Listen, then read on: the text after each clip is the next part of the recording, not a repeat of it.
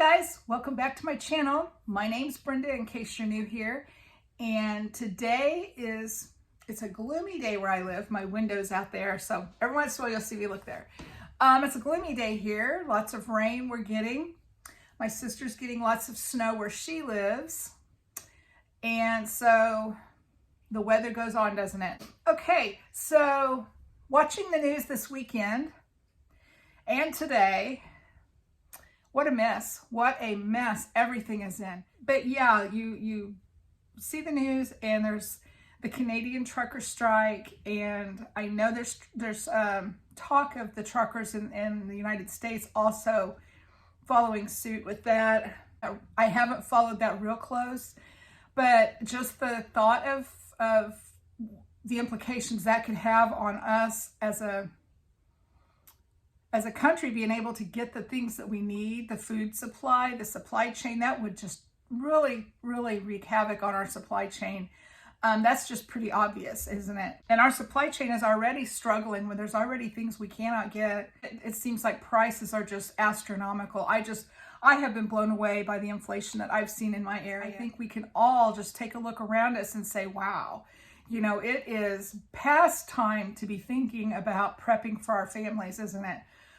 It's never too late, so don't get me wrong, but I'm just saying that if you haven't started putting some extra food back for your families, today would be a good day to do that. I'm not even sure what to think about the Russia-Ukraine situation, but it doesn't look good, does it? And the implications of that will be global. I mean, so many ways that could end up causing some problems with supply chains, with our economy.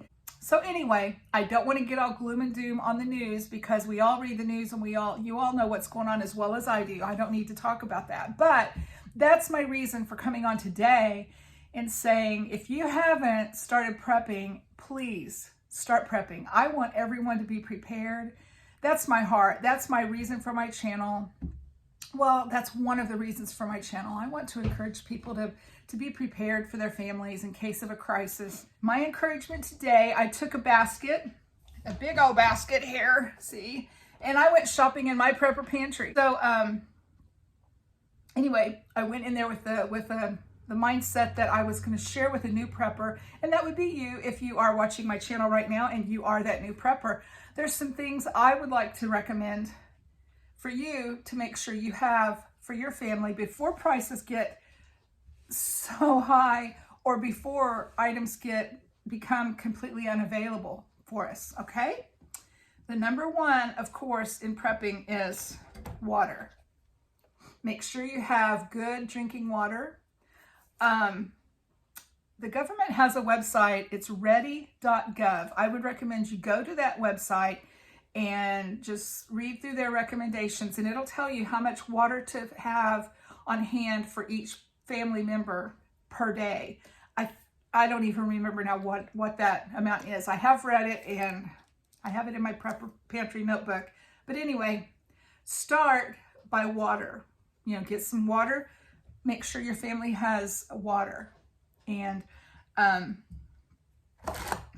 this is on my mind right now because it's February. This is the time of year that I order my garden seeds.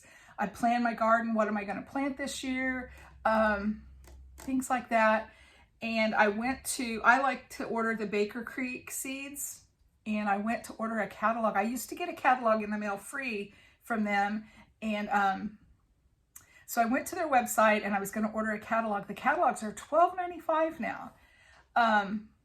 And they're out. There's no more catalogs from Baker Creek until 2023. Yikes. Does that tell us something? Yeah. Watch your farm supply stores in your area. Very, very soon you need to be grabbing some seeds. Plan your garden. If you don't have a place that you can actually make a garden plot and plant food, I would recommend container gardening. A 5-gallon bucket will grow a tomato plant, which will yield tomatoes, tomato juice, tomato sauce, all of the tomato products. Raised beds is an option. Do some research on that gardening, on how you feel like your family could garden to produce food for your family. This is something I have in my prepper pantry. I ordered this from, I think it's patriot.com, not sure. Survival Seed Vault. There are 100% pure heirloom, and heirloom seeds are the seeds that you can, like if you're growing heirloom tomatoes, then you can harvest the seeds from those tomatoes and preserve those seeds and use them to plant tomatoes next year and following years as well. Non-GMO, non-hybrid seed collection. It's a garden in a can. And yes, I got this from mypatriotsupply.com. And in this can, I have, what do I have here? I have bush beans, bell peppers, cucumbers, carrots, lettuce, cabbage, beets, sweet peas, sweet corn, tomatoes, radish, broccoli, winter squash, standing spinach, yellow onions, turtle beans, cantaloupe, cauliflower, zucchini, and watermelon. This is proudly grown in the USA, and this will last for 5 years or more if kept carefully. So this is very important in our prepping because this guarantees a continuing supply of food for our families. Also, protein would be my next thing on my list. And along with that would go beans. I like to buy dry beans, and these are some I've bought and I don't have them stored. I have beans stored in Mylar bags with oxygen absorbers, and I haven't done that with these yet. I have Great Northern beans, I have pinto beans. I also have canned lima beans, canned butter beans, green beans, things like that. Beans are a great source of protein. Peanut butter is a great source of protein. Also, the Vienna sausages are a good source of protein. I bought the Armor Treat. We like this. It's very similar to Spam, but much less expensive. I paid $1.79 a can for this, and Spam at the time was $3.29 a can. So I don't know what these cans would be today because prices are going up that fast. But this, when we fixed it, I actually like this better than Spam. Other meats I have in my prepper pantry, I have beef, I have tuna, I have canned chicken breast, I have salmon, I have beef stew. Yes, I have some of that here. I think it's good in your pantry to have ready-made meals for those times when you're not able to actually cook and put food together. You can open a can and you have beef stew. It has meat, vegetables, gravy. It's an awesome prepping item. I also have pasta sauce. This was, I think it was $1.18 at Walmart. And I love the Great Value brand. It's just as good as the other brands. And I also store dry spaghetti. I didn't have any in my basket. I wanted these things to prompt me to remember what I wanted to tell you. So spaghetti sauce and spaghetti. That's a good filling meal. It's carbs in the spaghetti.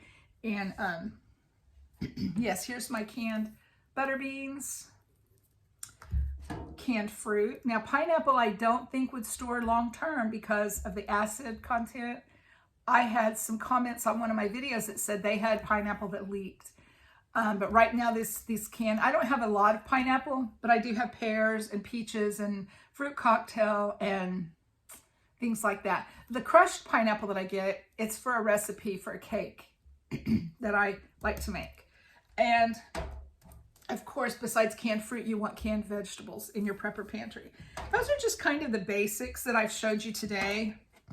And besides these convenience type foods and things that I've showed you today, I would encourage you to start stocking up on extra basics. What do you call it?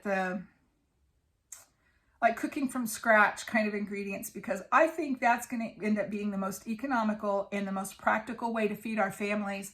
This is convenient because it's in cans. You just open the can and there's your meal. And there's nothing wrong with that. I have a lot of my prepper pantry is these types of items. But I also have a year's supply of flour, yeast, salt, sugar, baking soda, baking powder, seasonings. I always pick up extra little seasonings, pepper, onion powder, onion, salt, garlic powder, chili powder, because you can make taco meat, you can make chili, you know, be thinking about along those lines of if you were cooking from scratch. And it's not hard, and it's much cheaper to bake a batch of cookies than it is to buy a box of 12 Little Debbie snack cakes. So I gravitate towards the Little Debbie snack cakes because they're easy. You open the box. We don't eat a lot of that stuff, but I send it in lunches for Brent, you know, snacks for around the house. Just, I like to have things like that on hand, but I would be much better off, and shame on me, for not going ahead and just baking my cookies from scratch. I have all the ingredients here. I have tons of chocolate chips. I have butter in my freezer that I've stocked up on. Things like that are so much tastier. They're better for you because they don't have all the preservatives in them, and it's much cheaper. And I think that's where we're going to have to start thinking with the way prices are going. And I saw an article in the news over the weekend that inflation could reach 10% very quickly, and gas prices are going up a lot. And that's going to hurt my family because, like I've told you before, Brent drives 32 miles to work one way every day. Well, Monday through Friday anyway. So that is 64 miles a day that he drives to work and home. So yeah, that's gonna put the bite on our family's budget, I'm afraid, when gas prices continue to rise. So I'll be looking for ways to save money, and cooking from scratch is a great way to do that. So I just wanted to come on today and tell you all that it's time. If you haven't started prepping, it's time to do that. If you are a prepper, you have a prepper pantry, it's a great time to evaluate that, go through all your stuff, see what you have, make notes of things you think you might need, and be doing that. Be getting your stuff in now, because it's going to get more expensive or become unavailable, I'm afraid, very soon. So let's do that. Keep calm and prep on. That's just what we do, isn't it? So, all right, I will let you go, and I will talk to you later. Thanks for watching.